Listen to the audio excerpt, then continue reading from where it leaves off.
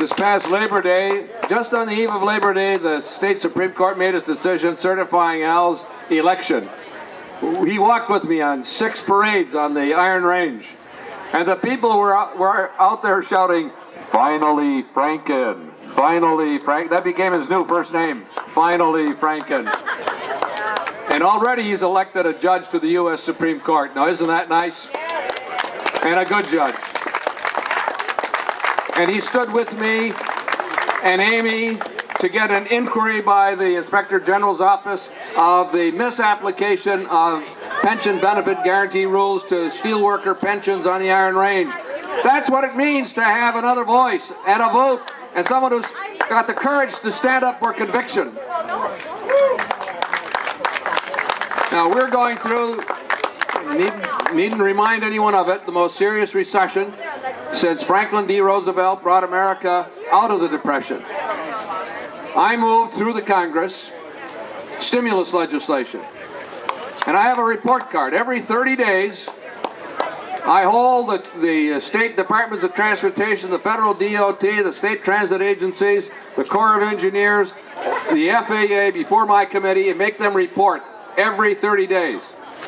As of September 1, we have 5,000 contracts underway on job site and 100,000 construction workers earning an income, paying their mortgage, putting the kids through school, and getting their health care restored.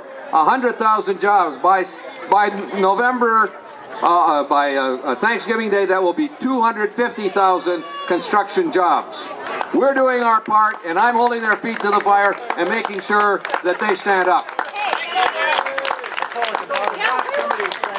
And just 3 other comments. 5 weeks ago, the last increase of the minimum wage went into effect. That was the first bill the new Democratic Congress passed in 2007 to restore. The minimum wage was at its lowest point in 51 years. Republicans refused to do anything about it. They wouldn't even hold a hearing on the minimum wage. And the Democratic Congress got it through. We forced Bush even to sign it. The last increment increase went to $7.25 on July 25th. That means this coming year, the lowest wage earners in America will take home $5.5 billion that they wouldn't otherwise have had. And who led the charge? Yes, the Democratic Congress, but it was the labor movement, the AFL-CIO, that stood up and walked the halls and knocked the doors and sent the phone calls in and confronted the small businesses, and all were afraid the sky will fall if you pass the minimum wage. The sky is going up. Wages are going up. The first thing we did this year was pass the Fair Treatment for Women in the Workplace, the Lilly Ledbetter Fair Treatment Act. President Obama signed it into law. And the next thing we have to have is card check. We have to have fairness in labor organizing and labor representation in the workforce of this country. Those are the things we're going to do, and we need your help. And then we've got to pass health care.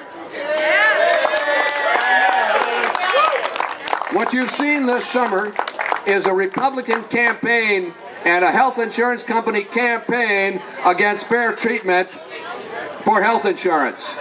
And remember, in 1935, only one Republican voted for Social Security.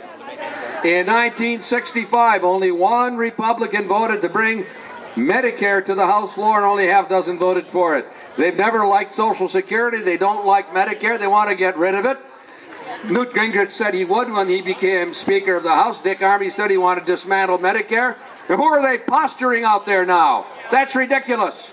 We have to stand together. We need a single-payer system in this country. We need what Canada has. We need what France and Germany and England and the rest of the industrialized world have.